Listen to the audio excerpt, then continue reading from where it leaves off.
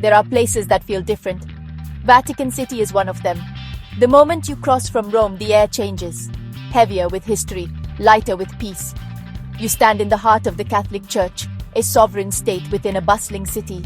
St. Peter's Basilica rises before you, a beacon for millions. This is more than a tourist stop. It's a journey into centuries of faith, power, and art. As you walk towards St. Peter's Square, Bernini's architecture makes you feel small, embraced by history. The echoes of popes, pilgrims, and artists linger in the stones beneath your feet. Here, you're not just a visitor. You're part of a story 2,000 years in the making. But the true treasure is hidden deeper, inside the Vatican Museums. The Sistine Chapel, where cardinals elect popes and Michelangelo's genius lives on, awaits. The thought of standing where Michelangelo painted for 4 years is enough to give you goosebumps.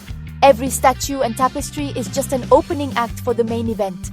You're preparing for a profound experience, not just looking at old paintings, but connecting with the passion and struggle of an artist. So take a deep breath. Let the excitement build. The journey to the Sistine Chapel is about to begin. Let's step inside. Getting to Vatican City is easy. No special visa, just a short ride from anywhere in Rome. Take Metro Line A to Ottaviano S. Pietro, then walk 10 minutes to St. Peter's Square. The dome grows larger with every step, guiding you like a lighthouse. City buses like the 40 and 64 also drop you nearby, letting you glimpse Rome's charm along the way. Just keep an eye on your belongings. These routes are popular and crowded. To enter the Sistine Chapel, you must go through the Vatican Museums. The entrance is on Viale Vaticano, not at St. Peter's Basilica.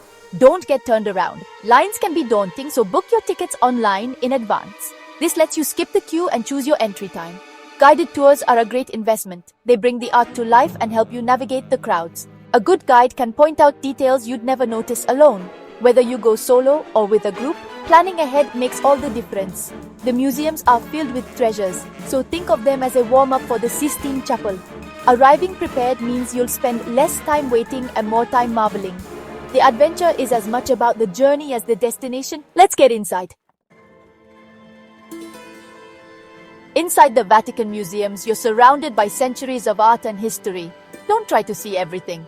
Focus on the highlights leading to the Sistine Chapel. Follow the signs for Cappella Sistina. This is your path through a world of masterpieces. You'll pass the Gallery of the Candelabra, filled with ancient statues and ornate candelabra. Next, the Gallery of Tapestries, walls covered in vibrant, hand-woven stories. Then, the Gallery of Maps, a stunning corridor lined with massive 16th century maps of Italy. Look up. The ceiling is a masterpiece in itself. Each gallery prepares your eyes for what's to come. As you near the chapel, the crowds thicken and excitement builds. You'll pass through the Raphael rooms where frescoes like the School of Athens showcase the genius of Raphael. Seeing Raphael's work before Michelangelo's is like hearing two great composers back to back. The anticipation is palpable. Every step brings you closer to the artistic heart of the Vatican. You're on the threshold of something extraordinary. The Sistine Chapel awaits.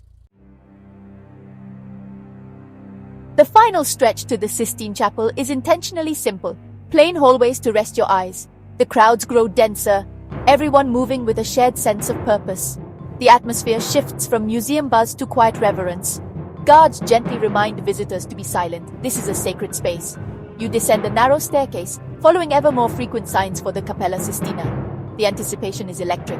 Then you step through a simple doorway and everything changes. You're inside the Sistine Chapel. The room is large, filled with people, and your eyes don't know where to look first. Don't rush. Find a spot, stop, and let your gaze drift upward. The ceiling is higher and more vibrant than you imagined, a universe of color and light.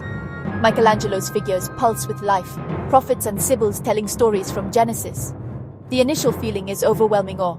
Pictures can't prepare you for the reality of standing beneath this masterpiece. Let the silence and beauty wash over you. This is a moment to remember. Now focus on the ceiling, the reason most visitors come.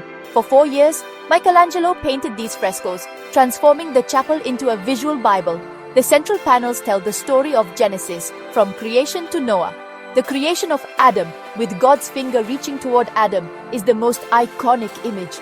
The space between their fingers feels electric, the spark of life itself. Let your eyes wander. God separates light from darkness, creates the sun and moon. Adam and Eve are tempted and expelled. Michelangelo's sculptor's touch is evident in every powerful muscular figure. The colors, restored to their original brilliance, are breathtaking. Surrounding the central scenes are prophets and sibyls, massive, expressive figures foretelling Christ's coming. Each one is a character in this grand drama. Look for Jeremiah, lost in thought, and the Delphic Sibyl, caught in a swirl of robes. Michelangelo gave each figure a unique personality. This ceiling is a universe you could study for a lifetime. Take your time. Let the stories unfold above you. Every glance reveals something new. This is art at its most powerful. After the ceiling, turn to the altar wall. Michelangelo's The Last Judgment. Painted nearly 30 years after the ceiling, it's darker, more intense and chaotic. Christ stands at the center, judging all humanity. No gentle blessing, but a powerful verdict. Over 300 figures swirl around him. The saved rise to heaven, the damned are dragged to hell. Charon, from Greek myth, ferries souls across the river Styx, a blend of Christian and pagan imagery. Look for Saint Bartholomew holding his own flayed skin. Michelangelo's self-portrait, a haunting signature. Minos, the judge of the underworld, bears the face of a critic. Michelangelo's subtle revenge. The painting was controversial for its nudity. Later artists added draperies, some still visible today. The Last Judgment is raw and emotional, forcing you to confront questions of life, death, and faith. It's not as peaceful as the ceiling, but just as powerful. Michelangelo's genius is on full display, from hopeful creation to terrifying end. Stand before it and let its intensity sink in. This is art that challenges and moves you. The chapel story is incomplete without it. Take it all in. The Sistine Chapel isn't just Michelangelo's work. The side walls feature frescoes by Botticelli, Perugino, and Ghirlandaio telling the lives of Moses and Jesus. Botticelli's Temptations of Christ and Perugino's Christ, giving the keys to St. Peter, are highlights. These earlier frescoes are essential to the chapel's story, establishing the foundation of faith. The entire chapel is a visual journey, from the Old Testament to the New, from creation to judgment. You don't need to be a scholar to feel the power of this narrative. A little preparation, reading about the stories, makes the experience richer. When you recognize scenes, the paintings come alive. The chapel becomes a storybook, connecting you to centuries of belief and artistry. It's a journey through time, all in one room. To make the most of your visit, a little planning goes a long way. Dress code is strict. Shoulders and knees must be covered. Bring a scarf or shawl just in case. Book your tickets online in advance. Morning or late afternoon slots are best for fewer crowds. Don't show up without a ticket. Lines can stretch for hours. Inside the chapel, no photography or talking. Guards strictly enforce this. Respect the silence and the art. Flashes can damage the frescoes. Put your phone away and be present. The memory will last longer than any photo. Wear comfortable shoes. The museums cover kilometers of hallways. Bring water and pace yourself. There are cafes for breaks. Allow at least 3 to 4 hours for the full experience. Don't rush. Savor every moment. The Sistine Chapel is the grand finale, so save your energy for it. Preparation ensures you'll truly appreciate the wonder. Make your visit count. Enjoy every step. Why visit the Sistine Chapel? It's about connecting with something bigger than yourself. Here, art, faith, and history collide in spectacular fashion. The chapel forces you to slow down, look up, and be in awe. The emotional impact is profound. Peace, wonder, even spiritual connection. Michelangelo's struggle and genius radiate from every surface. This is a travel experience that stays with you long after you leave. You'll remember the hush, the colors, the feeling of looking up.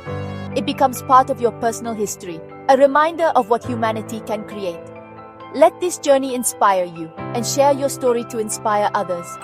Thanks for traveling with me. May your journeys be filled with awe and wonder.